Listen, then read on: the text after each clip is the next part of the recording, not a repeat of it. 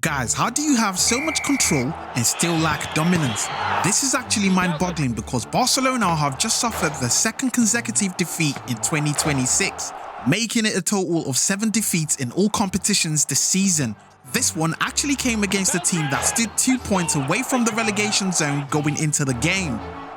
In this video, we're not just going to discuss the tactics that decided this game, but I'm also going to reveal what I think would be the solution to Barcelona's current issues, and hopefully Hansi Flick would be brave enough to implement it. But before we get into that, why don't we analyze some tactics? So Barcelona reverted back into the usual 4-2-3-1 with Hansi Flick opting to go with a double pivot of Frenkie de Jong and Dani Olmo in midfield. Rafinha was also back in the squad, which meant that once again we had the usual front three in attack.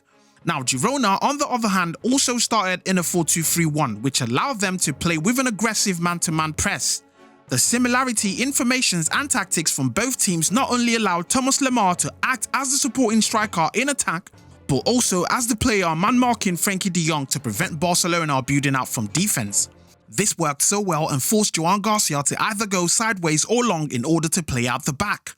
Now Ferran Torres, who is not so great in the air, was unable to hold up the play, which meant Barcelona kept losing the ball in transitions. But it wasn't just the loss of the ball that was the issue, it was actually what happened with the second balls. You see, because Girona played in the mid-block, it allowed them to compress the pitch and get enough bodies in the midfield to win back possession.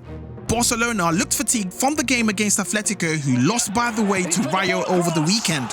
So in hindsight, it kinda seems like we lost our position in the league while chasing the cup. Not a very smart trade, is it? But if we get back to this game, Barcelona's lack of intensity in the midfield meant that Girona had the upper hand in transitions. This is why I said earlier that we had control but lacked dominance. Girona played through our press time and time again and were creating a number of chances in attack.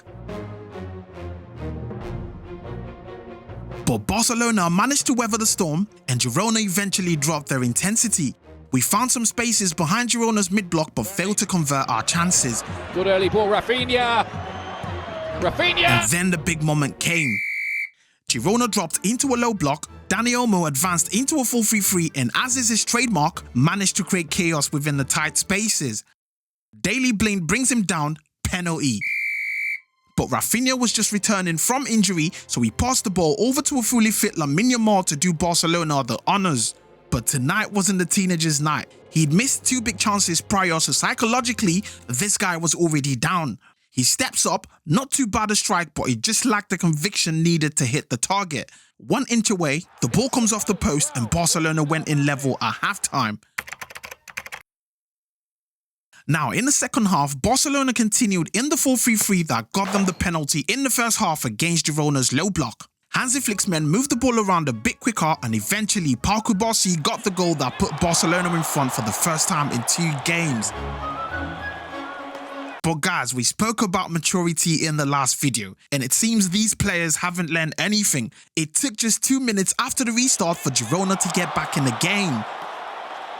Now guys, I want you to observe something because we talk about the lack of defensive awareness with this team. Look where we gave away possession. It starts with Dani Olmo. There's 2 Girona players in front of him. You can't be heading the ball back towards your own goal. You should be heading the other way to confuse the press. He instead chooses to go towards our own goal, so Girona are able to intercept the header. Now we are on the back foot. Now guys, remember, we're 1-0 up in a game where these players look mentally and physically exhausted. We've just managed to get a goal. Normally, Girona are going to have to come out and attack. What we need to do here is be clever, sit back and control the game. We don't need the high-pressure, aggressive approach. We don't. But look how high up the defensive line are. They refuse to drop back to force Girona forward and open spaces behind for the counter. Jules Koundé decides to push up when he's got a man right behind him. This is just insane. Now it's so easy to play Vanat through, and that's exactly what they do. Now remember, we spoke about the role of the pivot in supporting the fullbacks in the half spaces during defensive transitions. The fullback stays on the outside while the pivot can defend on the inside. Frenkie de Jong doesn't do that on this occasion, so Koundé is left isolated on the right. This creates space for the player on the outside to receive the pass. Koundé can't close him down quickly enough, so he's able to put in the initial cross.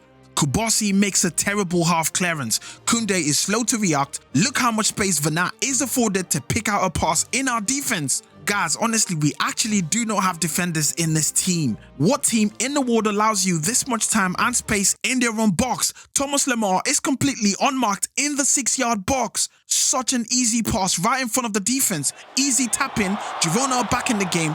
It's like they're playing against school kids. Honestly, this is not the level we expect from Barcelona players.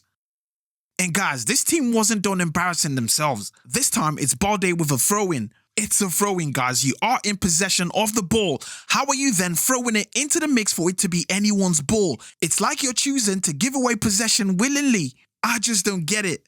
Lewandowski loses out and immediately Barcelona are on the back foot again.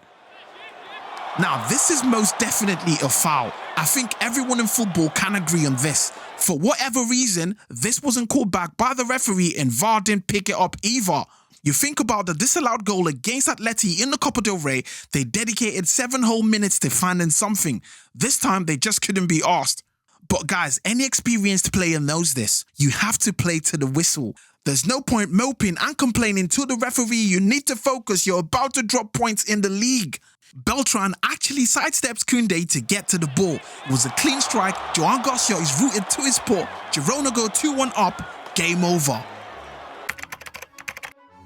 Now, there's no point discussing the issues with Hansi Flick's current tactics without suggesting a solution. So I've got something radical to propose. Guys, I've literally run out of ways to say this. Ferran Torres is not a starter. He's never been.